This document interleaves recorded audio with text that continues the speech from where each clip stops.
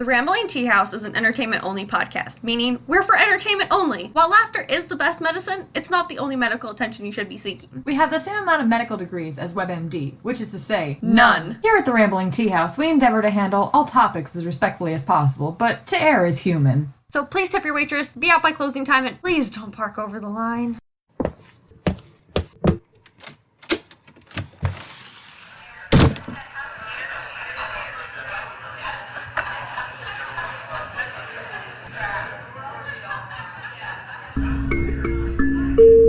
Today at the Ramblin Tea House, we're going to be serving an extra large slice of Ed Kemper with a side of his mother's head.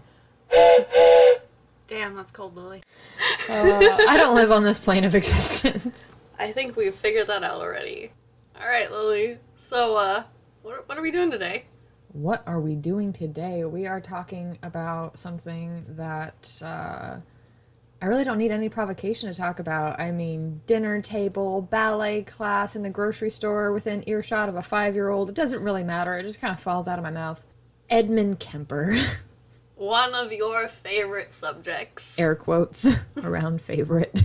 I always feel weird saying favorite serial killer because it makes it sound like I'm romanticizing serial killers, and I'm like, no. Which we've established that you don't do. You don't be romanticizing the serial killers. Just, There is nothing noteworthy of killing another human being. Mm-mm. There is much noteworthy of psychology in relation to how we keep these things from happening again. But killing people, not such a great thing to... Not high on my list of desirable life achievements, certainly. So picture this. Picturing. Setting the scene. Are we zooming in? Or is it broad picture, or are we doing the slow pan in? What we're going to do is it's going to be a broad pan of the scene, and then you're just gonna like slowly like go down the hallway and zoom in on this person who's coming towards you. So you are a moderate mental health professional. You are working in a reform clinic for people who have committed insane and violent crimes. So who did I piss off to get this job? Have I been sneaking meds on the side? I don't know, Nick. Have you been sneaking meds on the side? That seems like something someone would do if they got stuck with this job and had no interest in it. But this person, this hypothetical person that I am, is very interested. Is very interested in aiding the mentally ill in our community. Well, so, that's a reasonable job. Yeah. That is something that should be respected. Okay, I'm okay with being this guy now. You find out that your new client has been convicted with 8 counts of first-degree murder, not including his grandparents and his own mother. Well, it's a good thing that I'm a 7-foot-tall former MMA wrestler. Funny you should mention height. This man is 6'8". I'm still taller than him at this point. Continue. Hypothetically speaking, yes. But let's just, in our little thought experiment, say that you're closer to about 5'6". So you have... How dare you tell the world my real height? I actually just guessed. Rude. We spend enough time together, I'm like, So, you've got a man who's 6'9". I docked him an inch. How dare I? We're not professionals now. You ruined it. I ruined it. I fucked it up. Pack this up. Ugh, I can't deal with you. Well, now that we know that he's 6'9", what else happens? Well, you're waiting to meet your new client. You know that he's convicted of, what would it be, 8, 9, 10, 11 murders if you count his relatives. He's 6'9" with an IQ that's been rated somewhere between, I've heard, 136 to 160. So regardless of how you cut it, this giant convicted of multiple beheadings is a genius. A genius beheader. All right. This man's MO, in his own words, is to possess the severed heads of women. What do you do with a man twice your size, possibly, greater intellect than your, at least, analytical reasoning, who has the ability to walk around with a woman's head in a bowling bag? I have now quit my hobby of bowling and am moving forward, trying the best way I can to help this individual while not pissing him off. Because even though, he is my client, people are people, and so you probably want to if he has the mental stability to tell you these things. Which he does in great detail. He has a loquacious vocabulary. Personally, I'd be asking him why. Why? Why? Why did Yeah. he, murder his mother with a claw hammer? I mean, that is the most common weapon for murder. I would think the axe would be a more common murder, but I think it's because maybe the axe has been around longer than the hammer. Well, I mean, the hardware store, it's $1 for a hammer. Axe is a little bit sharper, and so they up the price. Well, that, and it looks more suspicious. If you have a hammer, you have a hammer, but if you have an axe, you have an axe, like... I mean, don't pull Lizzie Borden. Okay, I'm gonna have to do a whole episode on Lizzie We Borden. are going to talk a whole lot about Lizzie A Borden. whole lot about Lizzie Borden. I was just referencing the song. The thing about that song that bugs me so much is it's Lizzie Borden took an axe and gave her mother 40 whacks, and when she saw what she had done, she gave her father 41. Her father was hit with, I think, 15, 16, and her mother was hit with like 13. Yeah, but it doesn't rhyme. Who cares about facts when you can have it rhyme? I care about facts, Nick. No. Yeah, no, don't axe people. I mean, a hammer, it could be an accident. It could have slipped. You know, those 10-pound sledgehammers are very slippery. With their leather handles. Yeah. It was somehow got some oil all over it. He's which a got rid of the sweater. fingerprints. I mean, what else are you going to do? It was a terrible, tragic accident, and the life insurance policy will help cover for that funeral. It'll be fine.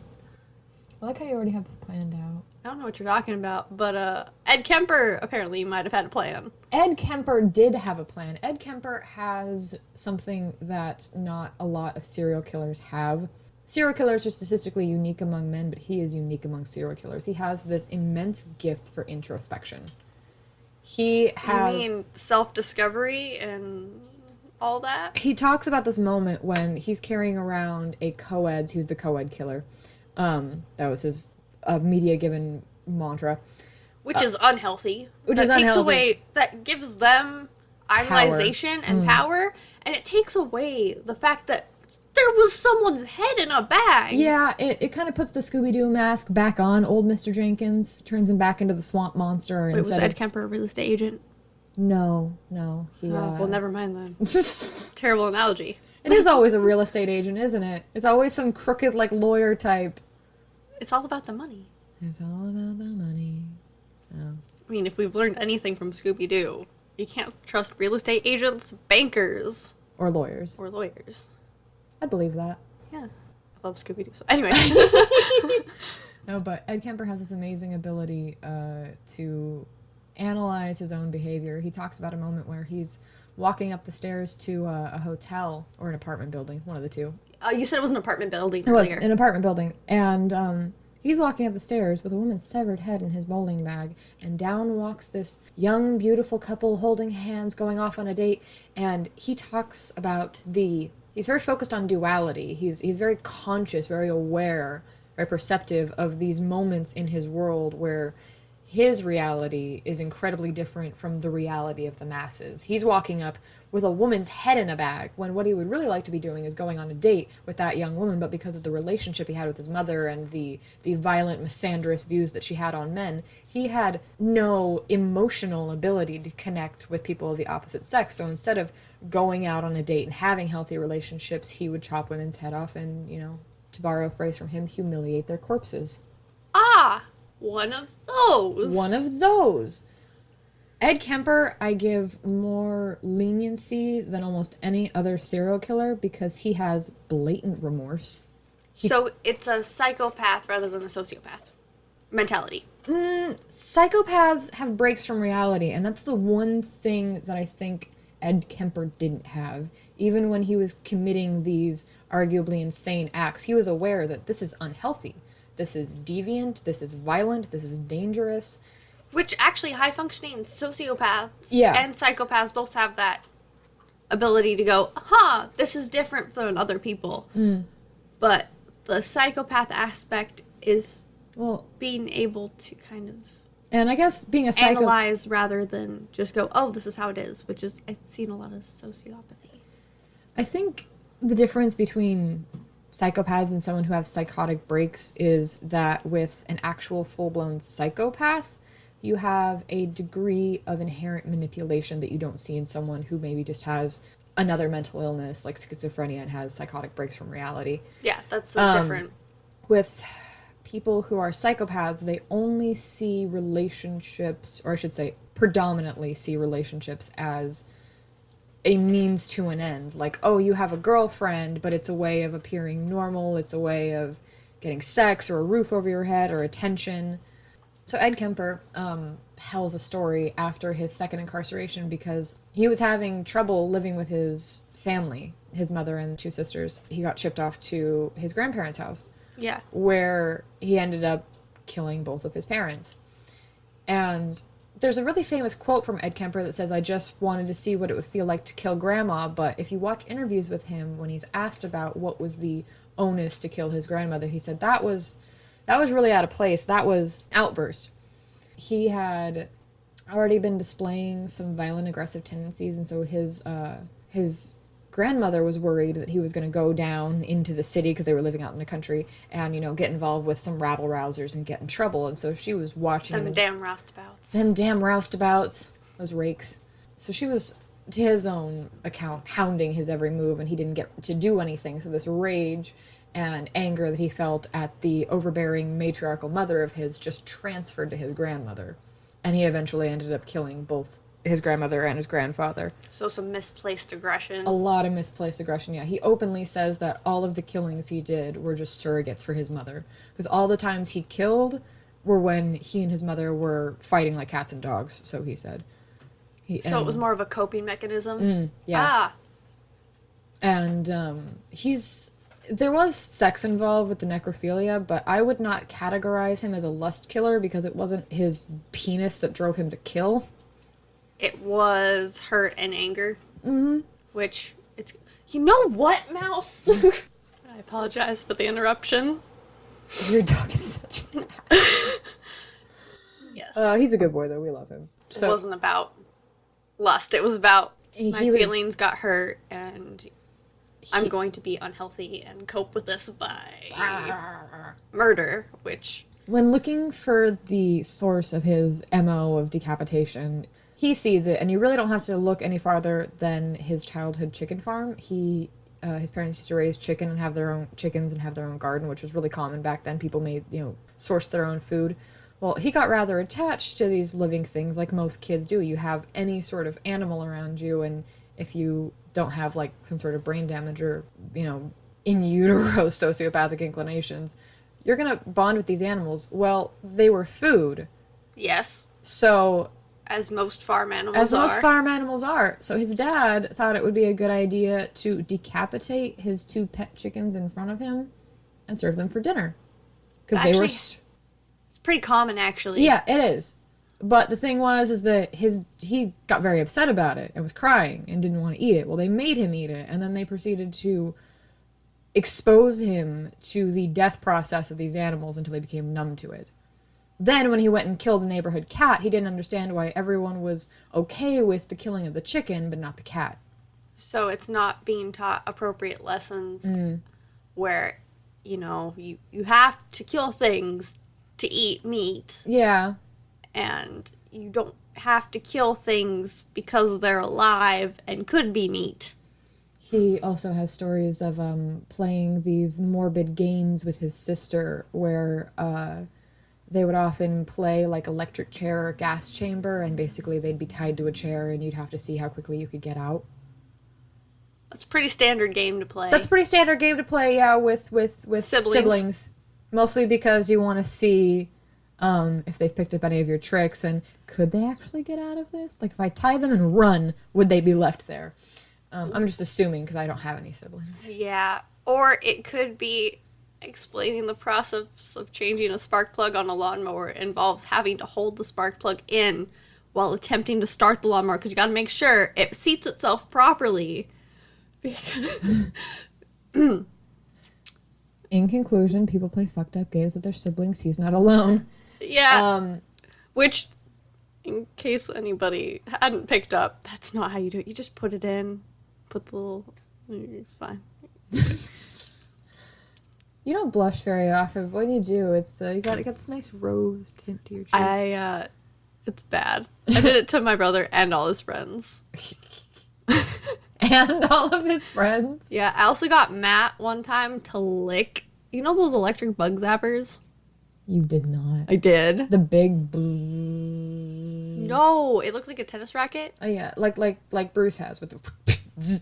Yeah, one of those. Yeah, the little tennis racket ones. You push the button, it goes zzz, and yeah. I convinced him that unless you were a bug, it couldn't zap you. How the fuck did you manage that? Okay, so all I did was I put my tongue to it without pushing the button. I was like, see, it's fine, because it looked like I was pushing the button. And then I held it up. I was like, see, stick your tongue to it. And he did. And not only did that happen once, I got to do it twice. Oh my god. He was one of those people where you could go, hey, look, gullible. And he'd go, where? That reminds me of I think the meanest trick I ever played on the foreign exchange student that stayed with me in my sophomore year. She had this, it kind of looked like one of those like early 2000s like pocket electronic dictionaries. Yeah. Which is what it was, but it translated from Chinese to English and from English to Chinese. Yes. And it's kind of important it's when kind you're of in a foreign important country. when you're in a foreign country and you're help going to be learning there the for a whole year. And I was, oh god, we were such a dysfunctional family. She put up with our shit so well. She's so chill about it. I guess, did I state where she was from? I mean, you said China. I said it translated Chinese, but she was from Taiwan, or I think they call it do they call it the Republic of China? I know in the Olympics they couldn't call it Taiwan because it's still technically under China's political power. Anyways, I told her a joke that I had learned earlier that day in school, which is, Sarah, we tried to pronounce her name. We were like, no, we're not going to call you by some nickname you got at an acclimation camp. No, we want to call you by your name because that's your name. And she's like, okay, I haven't found a white person that can pronounce it yet, but you're welcome to try. And we would try and try and try, and she, in her good spirit, would just laugh. So we call her Sarah. Because she's like, no, really, you're it's less offensive for you to call me this than for you to keep butchering my name. Also, I can't stop laughing. Please stop. Yeah, there's certain situations where you're just a dick if you're not going to say someone's proper name. But if someone goes, I'm really tired of hearing you mispronounce my name, and I'm okay with having this nickname. Yeah. As long as you know it's not their real name. Yeah.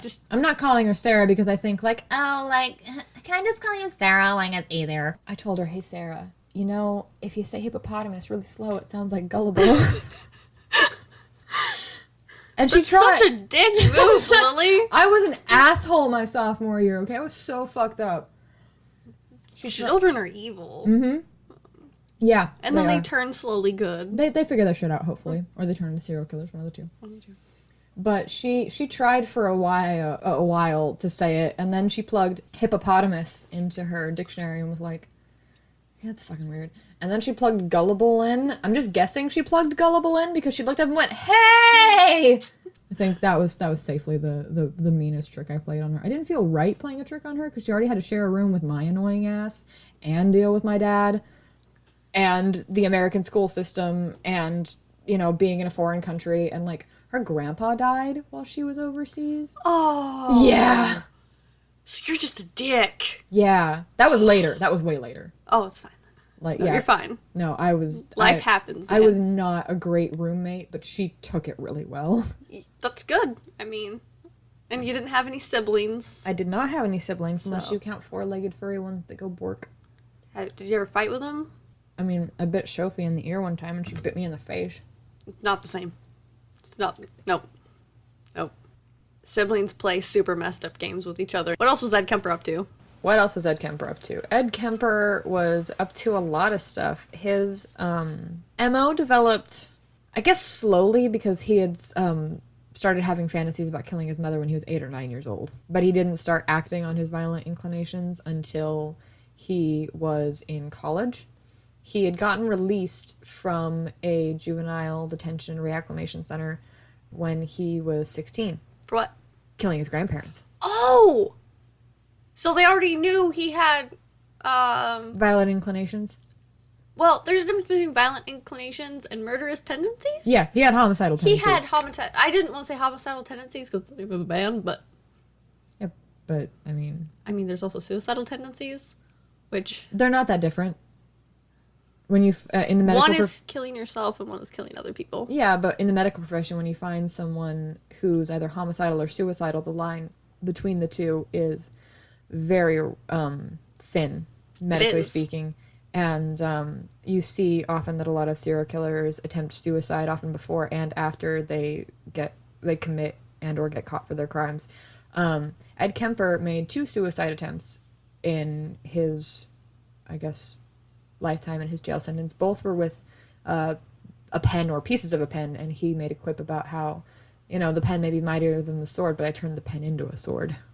You can. You just have to heat it up, and if you have a piece of metal, and file it on the side enough, you just repetitive motion, it becomes dense enough to actually cut somebody. He'd been given a ballpoint pen by, I think, a lawyer or a journalist, and it got mixed in with his trial and legal papers, and so he got it back into his cell, because he was being strip searched in and out. At this point, he was in a high-security facility.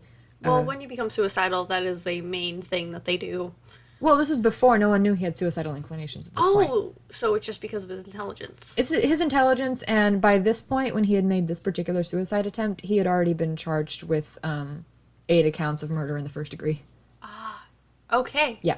So they knew he was violent, and he stepped on a pen and cut his wrist and was bleeding all over the place. And by his account, they used a full industrial-sized can of mace to make sure that he wasn't going to hurt somebody in the transfer. They took him to the hospital to get him all stitched up, and they pumped him full of drugs, because that's what you do when someone's being stitched up. One of the doctors, while he was coming down off the pain meds and the anesthetics, gave him methadone. Mm-hmm. Yeah, clinical grade speed. So he spent 2 days raving. They were trying to peel him off the walls by his own account. Drugs will do that to you. Drugs will do that to you. And during this process, he got a chance to kind of, by his own admission, be outside of himself. He got to see his actions and his behavior and the things he'd been accused of from the point of view of a normal person, or, as he said, someone who's never had violence in their life. And he said, if you're someone like that, who's never had violence in their life, who lives a comparatively normal life, then when looking at his actions and the things that he's done, he should be hung upside down from a bar and beaten daily. His words, not mine. So he has the ability to look at what he's done, feel genuine remorse for the lives that he's taken and the way he's affected people, and he understands why he is where he is. He doesn't, think, the treatment I've received is unfair, I've been done dirty, I've been done wrong, it's not my fault, it's because of my mom, blah, blah, blah, blah, blah, blah, blah. That people have asked him, because he's been in jail, not in jail, he's been in... An institution. An institution, yeah, for such a long time that he's become he's become self-aware. My clip earring fell off. It did. It headed right for my dog, too. It was a murder attempt. Lily, this is the point where we have to talk. You can't just emulate those feelings to know what the person's thinking. Violence towards animals is one of those first things you told me. It is. It is one of the indicators of the homicidal triad, which some people don't believe in. Some people think that that is a oversimplification of symptoms, because there are some people who become serial killers who do not have any of those predispositions. And even Ed Kemper talked about that. He's like, well, you'll look at people and you'll see some indications in their childhood or their upbringing that might tell you that, this person will become violent and, we should lock him up. But because of that sense that if you tell people about these dangerous inclinations, they'll lock you up forever and treat you like you're already a monster, he was afraid to tell anybody that he was having these violent thoughts, these violent fantasies. How did he put it? He used a particular word, these terrible passions in him that would eventually drive him to decapitate a bunch of co-eds. Where was I going with this? Terrible passions, mental health, stigma. Oh, he knew he needed help from an early age. He knew that he was not right, that the way he was feeling and his thought processes and his internal world was not normal, but he did not have anyone to go to. As he said, you're supposed to turn to an adult, but the adult was not there. My mother was there, and she was violent, and she was angry, and she was a drunk, and she was 6 feet tall. And when you're a kid, you have this huge, giant, overbearing woman who's controlling your life. She's your whole source of adult security and authority. The person you're supposed to be able to turn to is the very source of your trauma. It should have been plainly evident to the people who paroled him at the age of 16 that he should not have been returned to his mother. That's exactly where they handed him. Yeah.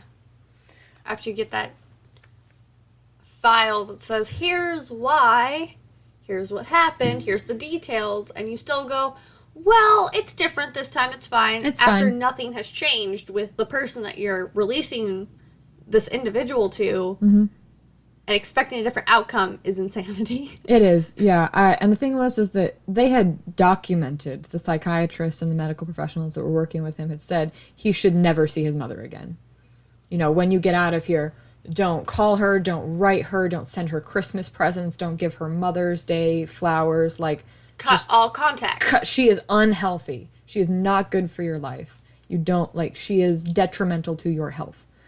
And yet... Which health can be mental and physical well-being. What? And either one is important. Dog is such a sassy... Your dog is leaning on my foot.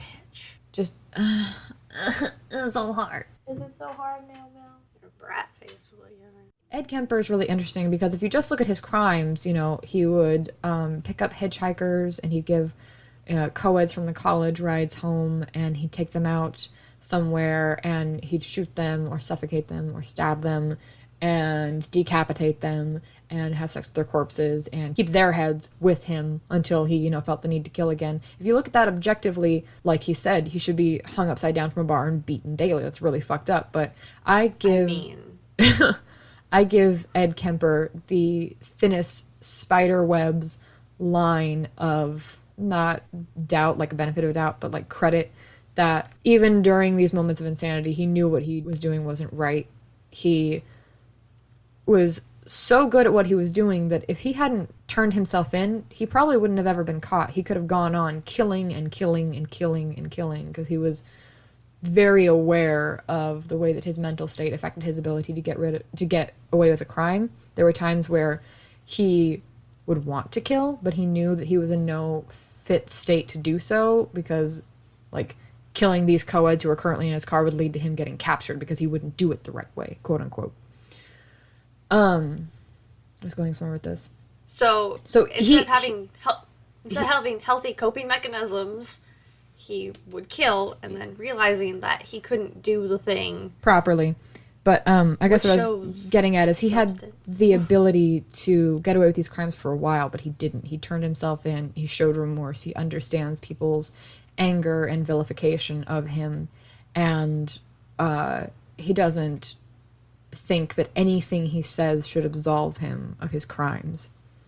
So he's not speaking for justification. Yeah. He's speaking as I messed up. I ruined a bunch of people's lives and should be hung upside down beaten. Mm-hmm. And okay. Right? You're like, okay, yeah. He also He turned himself in? He turned himself in. He called the cops and said, I'm the person who's been killing the co-eds. I need to be taken into custody. So he wanted to stop. Yeah. And realized that he needed to be stopped and no one was going to catch him. Yep. So he is self-aware. Yes, very self-aware. And it's also really interesting because even though he beat his mother to death with a claw hammer, decapitated her, had sex with her head, and then shoved her vocal cords down the garbage disposal, even then, even after doing these horrible things to her and having all of these really complex feelings towards her, he still says that it's not fair to speak about the dead. It's not fair to speak ill of someone who's not here to defend themselves. Anytime he speaks of his mother's thought processes, he says, I can't know what she was thinking or feeling. I can only surmise. I can only presume. I can only deduce from the information she gave me. Yes. Which I think is crazy because that level of clarity in someone who's able to decapitate people. I mean, decapitation... It's not the craziest thing out there. No. I just think of It takes more strength. I'm okay. He's 6'9", so it came to him kind of easy being able to lob somebody's head off. No, I mean, it takes, like, a strength and resolve. Yeah. You have to be able to physically do it and mentally do it, and he was able to, and having that sort of... Core. No, I'm trying to think of The right word. of a good word to use. Ability? Having that strength and resolve of character and putting it towards something dangerous, like murderous inclinations, is insane when you think about how long this could have gone on. Yeah. Take Because- someone of that intelligence and that physical and mental resolve and just think. Because this was in the 70s, before DNA. He wouldn't have been caught unless they'd caught him red-handed. Yeah. He could have gone on doing this until now. He could be another Golden State Killer, just somebody who's been going about for ages, just fucking people's lives over. But he says that once he killed his mother, the impetus to kill was gone because the source of his rage, the source of those negative emotions that forced him to temporarily separate from the general reality was gone. So he could have stopped and not turned himself in. Yeah. And instead, he had the strength of the character to actually go, I need to admit what I've done, which is important. Yeah. Reparations also are important. You should make sure that you also... Because he killed, what was it? Eight co-eds and 3 family members. So can't really apologize to the family members because he is the family member. But he has 2 living sisters. He can apologize to them. But it's the knowing that you ruined somebody's life. Yeah.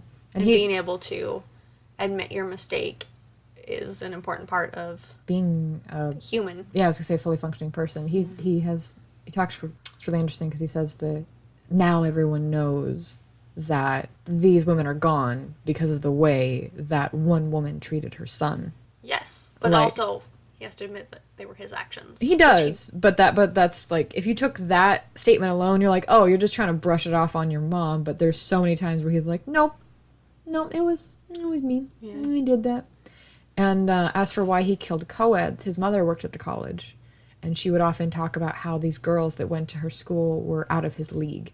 She spent most of his childhood telling him that these really misandrous things, that men are inherently evil, that they're less than, that they're basically just going to treat her the way the man in her failed marriage did, just stereotyping all men as singular in behavior.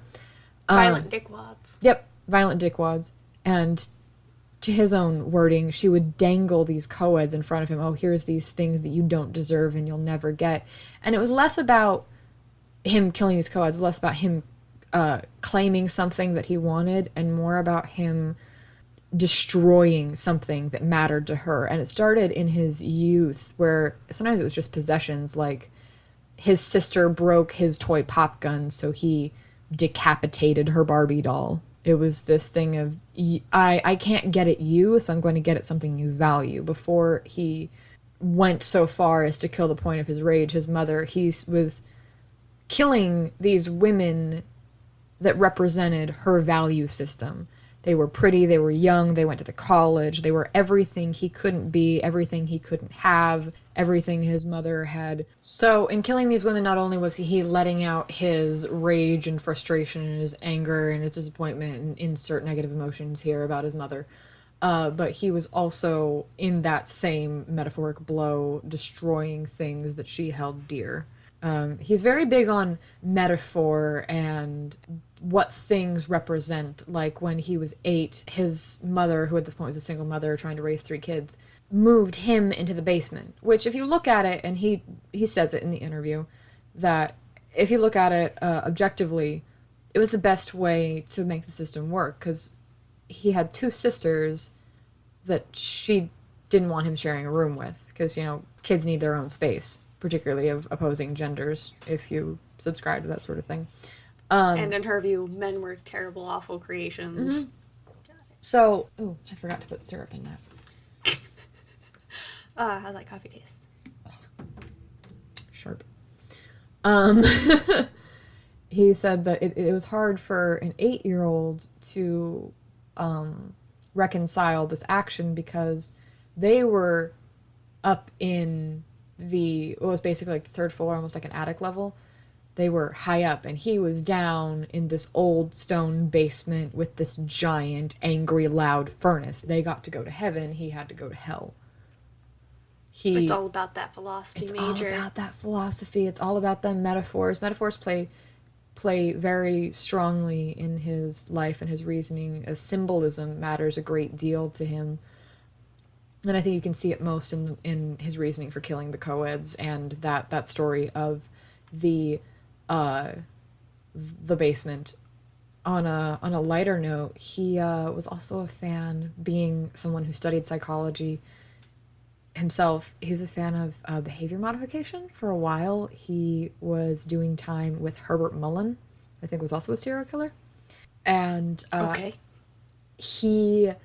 This guy was a real pain in the ass. Like, he was a short guy who, to Ed Kemper's description, short men specifically, tend to react very poorly to very large men, because large men, as in tall, broad, huge, get this attention that the short people want, and they, in their jealousy for the attention, don't realize that attention is twofold and isn't necessarily enjoyable. Ed Kemper It's all about perspective. Yeah, it's all about perspective. And, your views on how you are as a person, your masculinity in relation to your size. Mm-hmm.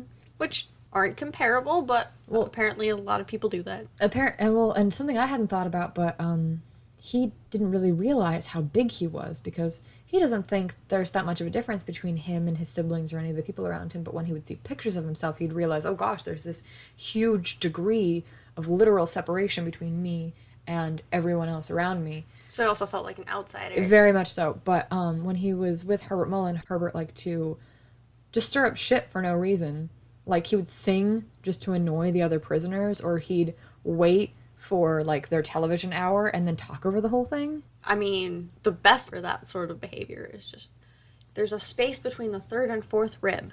Well, see, that's what got him into that mess.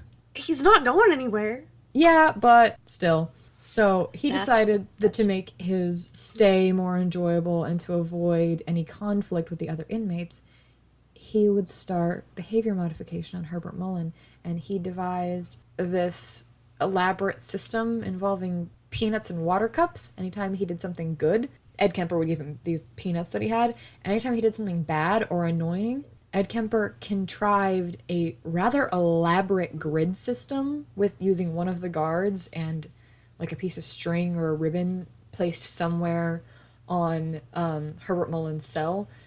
So that way he could calculate where Herbert was in his cell, and he'd just take like these little cups of water and throw them on Herbert anytime he was doing something disruptive. Yeah. I mean, a punctured lung would do the same thing. It would, but it would also get him back up to maximum security prison. That's true. You've earned that degree of respect and freedom. Mm-hmm.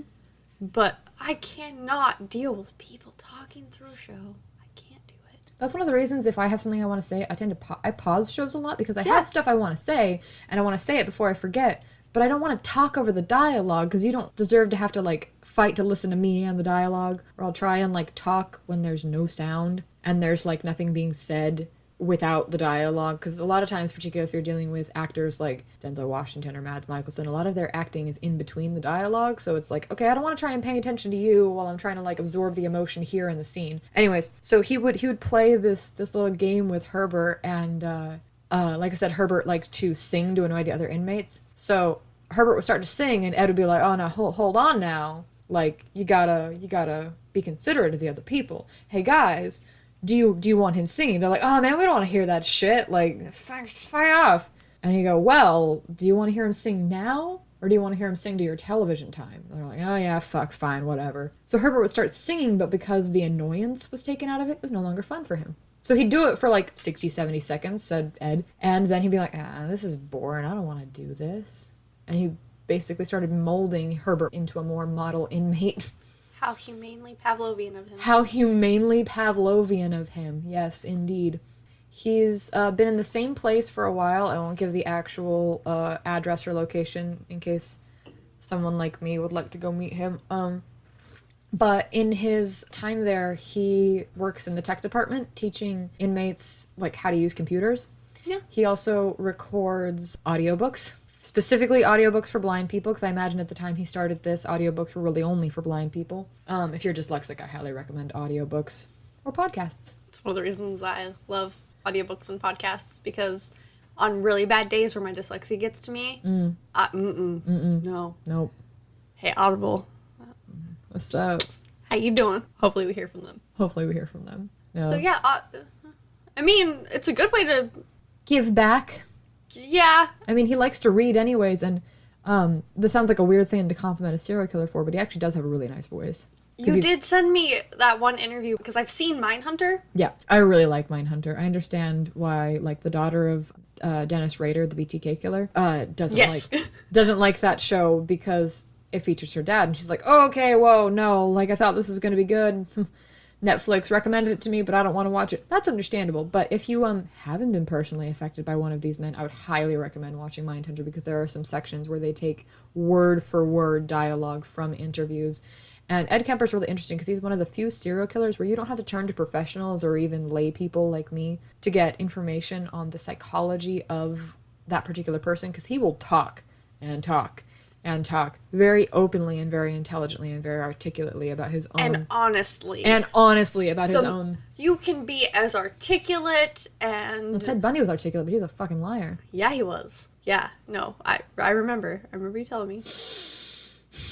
But yeah, you can be as articulate and educated as you possibly can be, and it means shit if you're a dishonest son of a bitch. Mm-hmm. And that's the really interesting thing is, a lot of serial killers are talkers, like, not Gary Ridgway. Like, Tommy Linsells, he's a big talker too, but he is, one, not the brightest crown in the cookie jar, and two, if he's one of those guys, he's like an addict. If he's talking, he's lying. Yeah. Which is not to say that addicts are inherently bad people, but when you have something that's You can be a terrible liar, not a bad person. Mm-hmm. You can also be an addict and lie a lot and not be a bad person, but when or you've got... Or you can be addicted to lying, which is habitual lying. I've met some people. No, but Tommy Linsells, he's another talker, but trying to sift through his bravado and his ego to get down to the truth of his actions and his behavior is really difficult. And he also doesn't talk openly about his crimes, whereas Ed Kemper's like, oh, you want to know why I wanted to kill my grandmother? Or how I killed this particular person? Or where I buried their body? He cooperates with the police. He understands that he is not in a position to withhold that kind of information. He openly admits to the deeds he's done and is willing to explain and impart information that will help in future investigations and studies. He explains, but he never tries to justify. He's not like... Oh, justification pisses me off so bad. Mm-hmm. Own your shit. Yeah. He says that the reason I am like this is because of my mother, but that does not excuse the fact that I've done the things that I've done, which is... Here's how I got here, but I did that. Mm-hmm. But I personally got there, like... Yeah. Yeah, my mom drove me to it, but she did not make me do it. It's, You can lead the killer to the victim, but you can't make him stab. You're not wrong. Which means that if you can do that, you should probably lead them to a mental health facility and explain to them that, it's okay. You're not right in the head, and that's okay. We're gonna get you some help. And this is where And admit that you can't help everybody. You are not a professional. It is not your job to take care of people. No, you can't unless save it is your job. Unless it is actually your job, unless you have studied, unless you have made this your career. Unless you put in them clinical hours and actually paid attention. Unless you got that KDAC. You should not be given any advice. And that's another thing I like about modern psychology and modern therapy is that they're told not to should on people. You're not supposed to tell your patients what you should or should not do, because then you are imparting your own personality and your own ideals onto them. And particularly when you have somebody who's mentally ill or not stable, they're susceptible. And it's when you have somebody who cares and wants to do their job, it's not dangerous. But if you have somebody who's getting into that line of work with any degree of ego or narcissism, that's a very dangerous situation, as anyone who's seen Hannibal can understand. I love that show so much. I know you do. You and your killers. Well, it's not just killers. I mean, Hugh Dancy is pretty and all, and that was the thing that drew me to it originally. Actually, I didn't even know it was in it, but when I did, I'm like, well, shit, it's gonna be Prince Charmant all over again. No, I can handle this, it's fine. Nope, no, I can't. Nope, it's there. It's still, nope. Hopeless fangirl. Fuck. Mads Mikkelsen's the person I never planned on having a crush on. I was like, no, you're talented, but why should I give a fuck? And the internet went, he's a polyglot, he can speak like 8 languages. I'm like, okay, that's cool. I don't have that skill, but I still don't give a fuck. All right. He used to be a gymnast. Respect, but I still don't care. He's a dancer. Video or it didn't happen. Here's video, he can do the splits. Well, shit.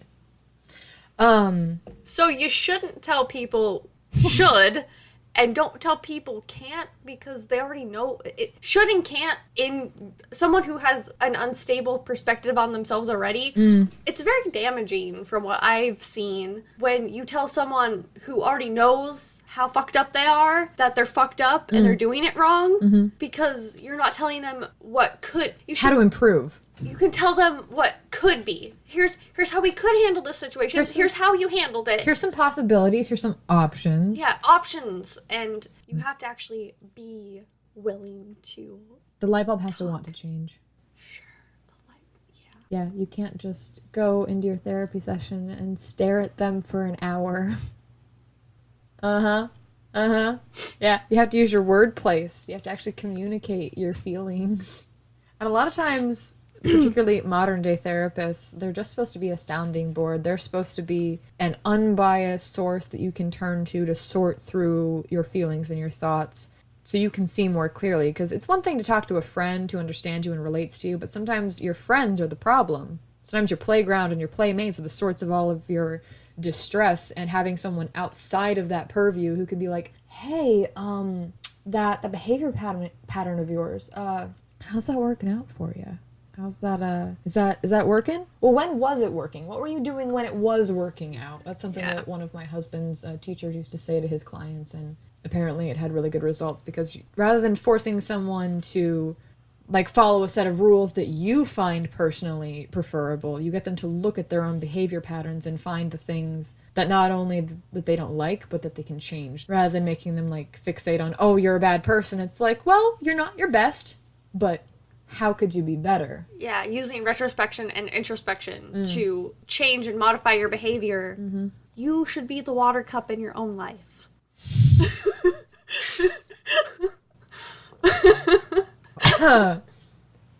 You okay? In other news, I nearly shot, winter coffee out my nose. Yeah. Being your own water cup. That needs to be a sticker. It needs to be like a little cartoonish water cup, just like, Be your own water cup. with like a little peanut down on the side, like making some happy face. I think we just got a merch idea. No, because it's somebody else's idea. How? I don't know. How? Is Ed Kemper gonna sue us for royalties, Nicole? Probably. It's just how life goes. That's why we have a clear name that says we're an entertainment podcast. The big thing I want to do with this is I want to destigmatize serious mental health issues, and I also want to, I guess, unvilify, that's not the proper way to say it, but I can't think of any other way to phrase it, serial killers, because...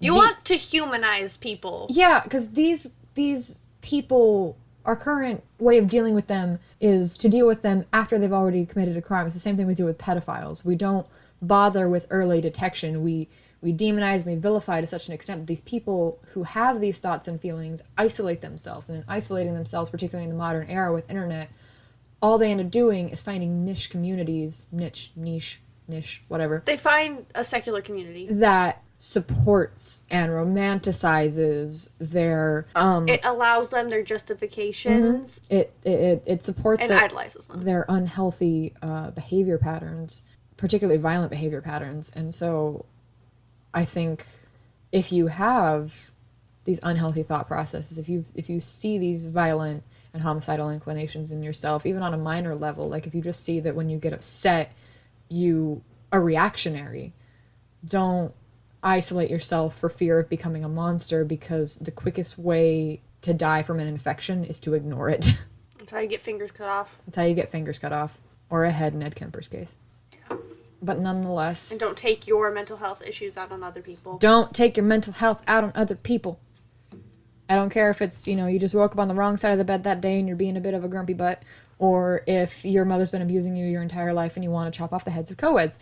It's really all the same. It's just a degree of severity. It's a reaction disconnect. Mm-hmm. That's basically all it is. It's projection. It's I feel this way, and so I'm going to take it out on another person. If you notice that behavior pattern in yourself, you can do something about it. Do it for Ed. Any final thoughts, by the way?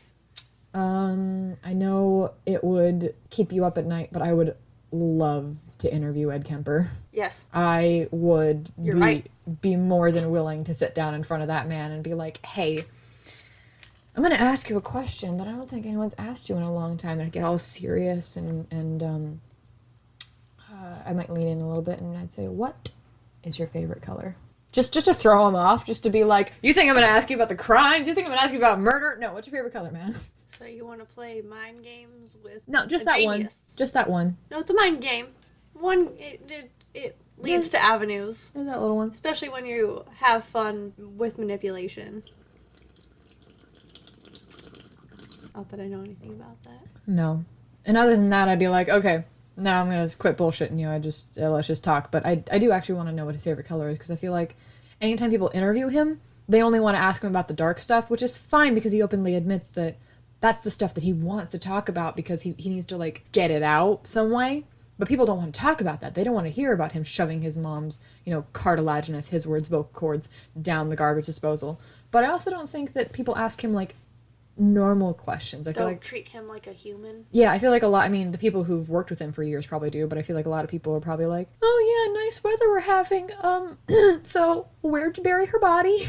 I'm like, no, I want to know some things about you. Like, I know you like Joseph Wambaugh. What kind of books do you read? What kind of music do you listen to? Like, I want to get to know him as a person, not because, like, I have some weird crush on Ed Kemper, but because you're actually interested in the person behind. Well, and he's mentally healthy enough in his mental illness to be communicated with. Like, you couldn't have that conversation with Eileen Warnos. I wouldn't dare have that Eileen Warnos? The Florida sex worker who... The dead one? Hypothetically speaking. I mean, like, when she was alive, you couldn't have that kind of conversation with her. Okay. As long as you're not having... I'm not communing with the dead. No. Bullshit. I may be white, but I don't do that seance shit. Alright. I see enough out of the corner of my eye. I don't need to invite that shit into my house. No, thank you. Yeah, no. I love it because whenever we talk about the things that go bump in the night, we always exchange this look like, you know what I'm talking about? You know what I'm talking about. We know what we're talking about. But he has a degree of clarity and introspection and awareness that allows you to communicate with him like someone who hasn't committed a bunch of murders. Like he's a real person. Like he's a real person. Like, you could have a conversation with David Berkowitz, the son of Sam, but he has such virulent ADHD that getting him to, like, calm and ground and focus enough to have a steady conversation with him is kind of difficult. He's very talkative, he's very open, he's very aware, but he's so fucking hyper and so manic that it can be difficult. Ed Kemper is... I don't know when his birthday is, but he gives off that kind of, for people who believe in it, like, earth sign Taurus vibe. Like, he's just very grounded. The opposite of Mercury in retrograde. You're funny. You're trying real hard. I have no idea. You have no idea. It's fine. It has more to do with the psychological birth order and your relation to your peers when you're going to school than it does about the stars. But it's a really handy way of remembering people's birthdays. I'll give you that. Whenever I talk about astrology, I feel the need to bring it down a little bit because people are like, oh, you're one of those people. I'm like, I don't think the planets affect me that much other than when I go outside and go, ooh, stars. This isn't that Orville episode. Yeah. I saw that episode and my first thought was, somebody wouldn't date you because of your sign, huh? Yeah. I bet you're a Scorpio, aren't you? Yeah, you have some sign that people don't like, and you probably had a girl who wouldn't date you because of it. I forgot your name. Seth MacFarlane. It's Seth MacFarlane's birthday. Ha! October 26th. I knew it. He's a Scorpio. He's salty as fuck because somebody wouldn't date him because of his astrological sign, and he had to go and make a whole fucking Orville episode about it. I like that show. Fucking Scorpios. I dated a Scorpio once. My mom's a Halloween baby. Your mom is a Halloween baby, and it's really funny watching you two fight because you're a dead month Aries and she is a straight up Scorpio. No, I'm an Aquarius. I was born in 1900, January 24th. I like that you know that that's the Aquarius sign. Did you Google it, or have you just been hanging around me too much? Actually, when I pulled up January 24th, because I was seeing what happened January 24th, 1900. Aquarius! Nothing happened January 24th, 1900 that I could find while in a doctor's office. But it did say it was an Aquarius, and that I probably shouldn't be alive. Probably not. No, but color me unsurprised that Seth MacFarlane is a Scorpio. You can just see it, those squinty little eyes. It was really funny. I was watching Kingsman, and I saw Eggsy. Oh, what's his actor's name? Taron Egerton. Yeah. And I saw him sitting in the back. I'm like, what the fuck is your deal? Like, you're just sitting in the background, like, seething sex. Either you're a Leo or you're a Scorpio, but because you're in the background, being all like, I'm gonna be mysterious and, like, suave about it, you're probably a Scorpio. Google, Google, Google, Google, Google, Google, Google. Ha! I was right. And on that serious note, it seems to be about closing time. In conclusion, not all giants are gentle. Intelligence and analytical capability will not save you from mental illness. Just because you hate your mom doesn't mean you can kill people. See you next time. Hello, you brave souls who made it to the end of this. If you like what you've heard and you'd like to learn more, you can find our social media links in the show description. And despite what Kevin says, the hounds are not for sale, so stop asking.